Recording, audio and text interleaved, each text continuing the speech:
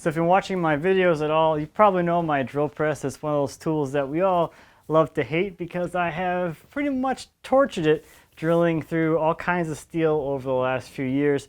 And one of the things I've always wanted to do in the shop after I finished building the bandsaw mill was to replace the drill press with something a little more, let's say, substantial. So back in October, it's currently November, I seriously started taking a look at new drill presses, and I wanted something a lot bigger. I wanted something a lot more robust. So I started looking at the high-end like woodworking drill presses, and that wasn't quite enough. So I started looking at actual like fabrication or metalworking drill presses. And if you think like $1,500 for a drill press is a lot, you start looking at those kind of drill presses and you can easily get over $3,000 for those. And I know you can get some vintage machines that are essentially the same thing and maybe you can clean them up or something, but everyone that I saw just kind of looked like it was really iffy, and I really didn't want to deal with that. I just wanted to buy the last drill press I'll ever buy. So I really wanted to have variable speeds that was not changing a belt. I've become very used to the variable speed on here where you just change a lever and the speed changes, so I wanted variable speed. And then eventually I found out about this cool thing, auto down feed. So now I'm looking at drill presses with auto down feed, and I was thinking like, okay, I'll buy one of these fancy drill presses for like $3,500, $4,000. Then I got to thinking like, there's something else that comes to mind that drills holes really well, and it can do some other stuff, so it's a little more versatile to have around the shop. Let me show you what I got.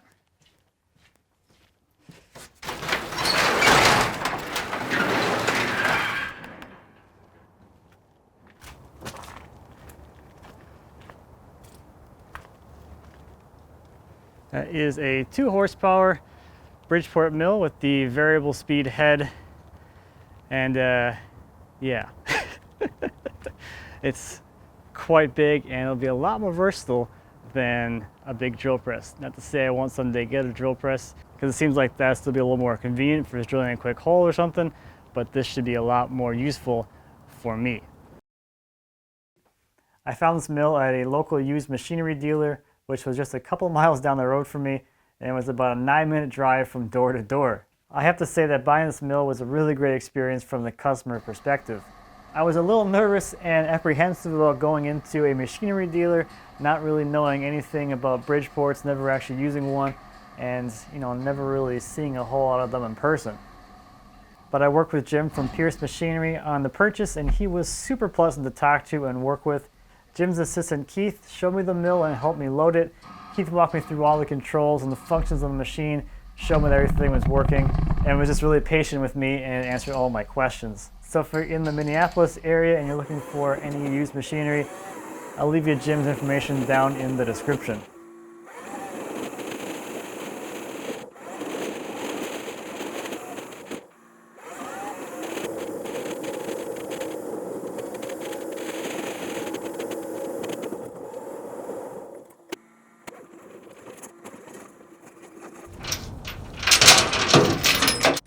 So when I originally decided to buy a mill, at first I was looking for the less expensive belted head.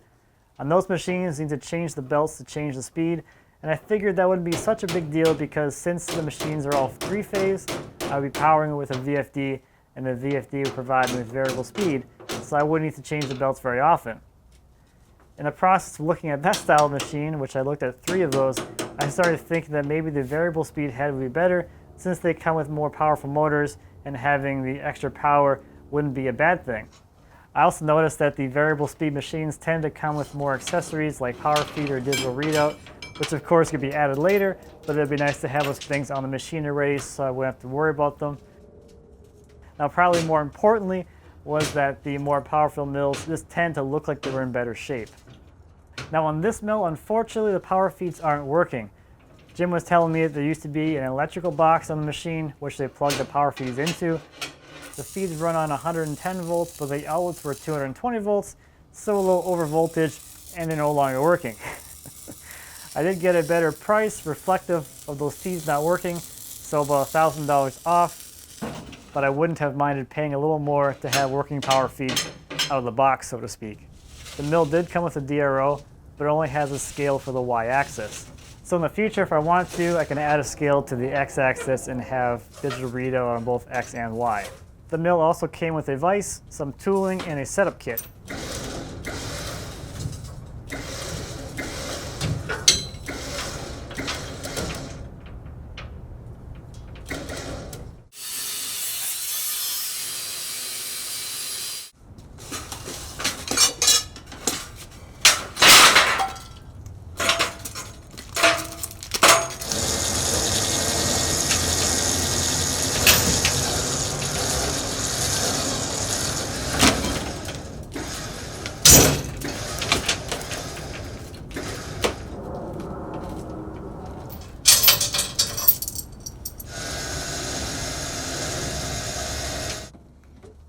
Looking over the machine, the overall wear looked good.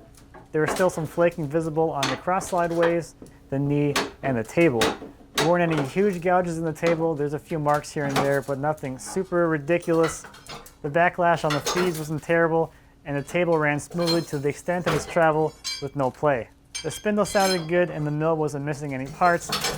It's not like I need the best condition machine, but I tried to approach this purchase with a buy once mentality. I shouldn't have to buy another mill again.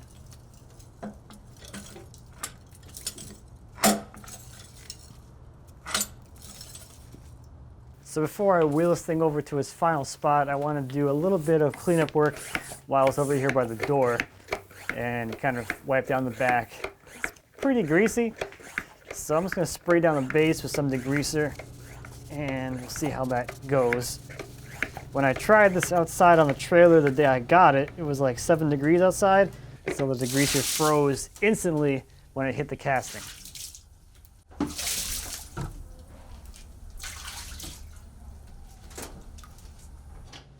So I just cleaned out a spot over in the corner of my shop behind my table saw for this mill.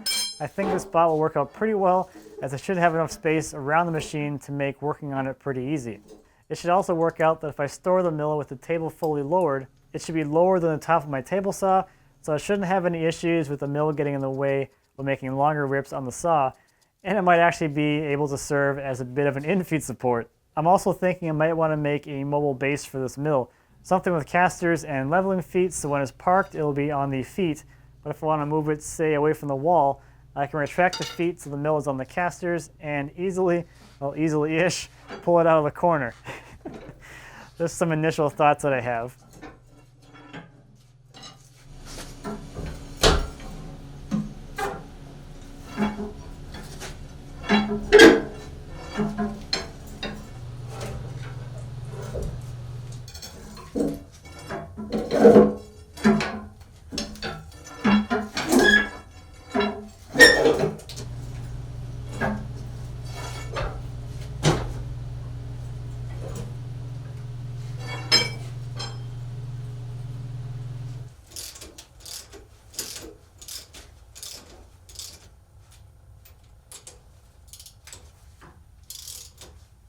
So I just finished wiring up the mill. I'm using a VFD to provide three-phase power to the motor with my single-phase service. I bought a Hitachi drive since I'm familiar with those already, and this drive is actually the same one that I'm using to control the lift motor on my sawmill.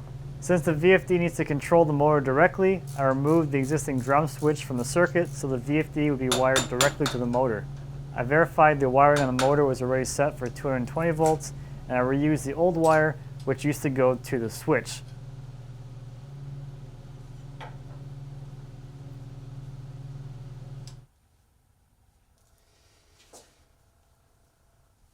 On the VFD, I connected the input lines and the output wires to the motor.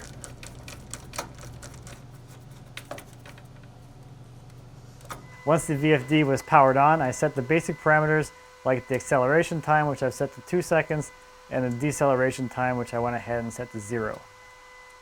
All right, let's see if this thing spins up.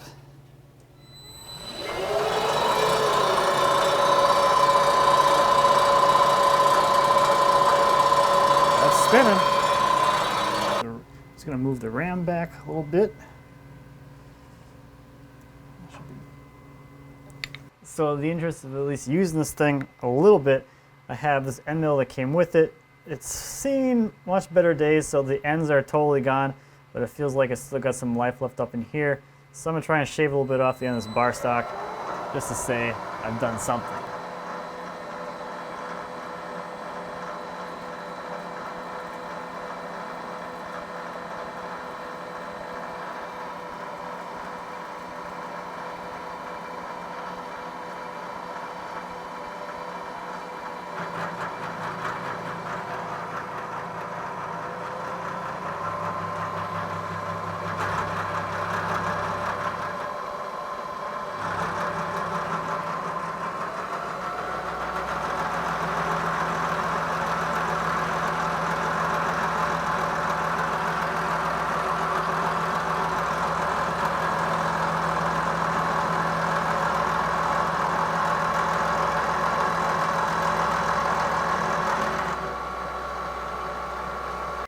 I think this cutter is pretty dull. But hey, it still cut steel. So I, of course, have a ton of stuff still to do to get this thing totally tuned up and ready to go. But it's just really cool to see this thing here in its final spot and actually able to cut something, which is, that's what it's all about, right?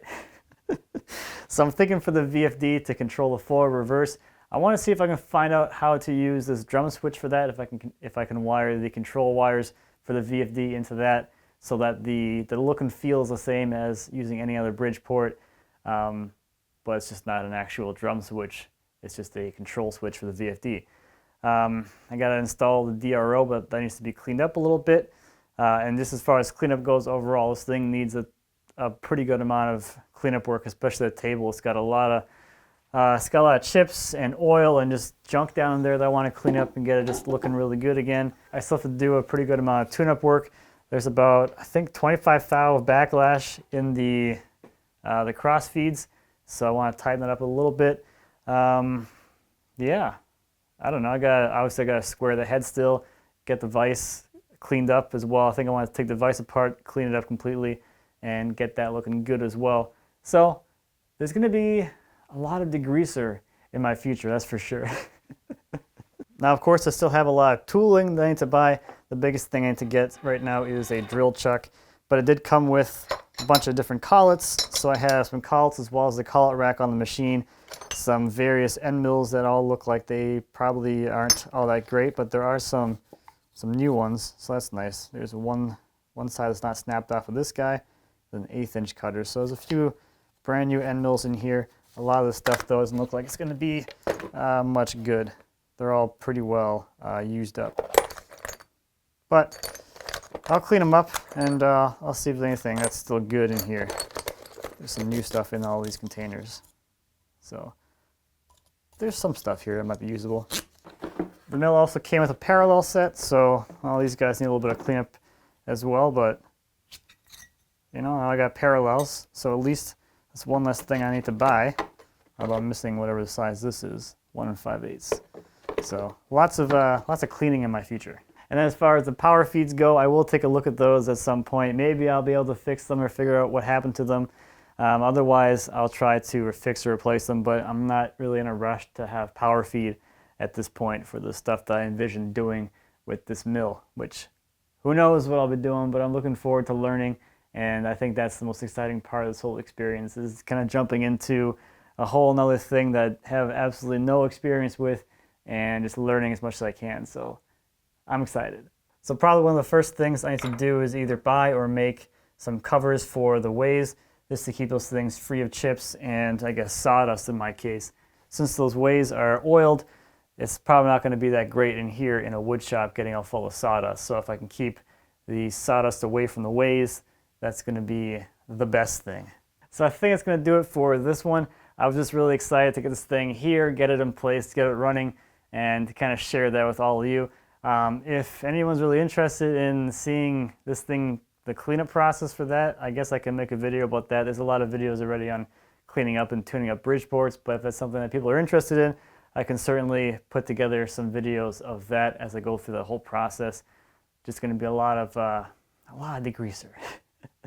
So that's it for this one. Thank you as always for watching. I greatly appreciate it. If you have any questions or comments about anything I talked about today or anything here in my shop, please feel free to leave me a comment. As always, I'd be happy to answer any questions you might have. And until next time, happy woodworking.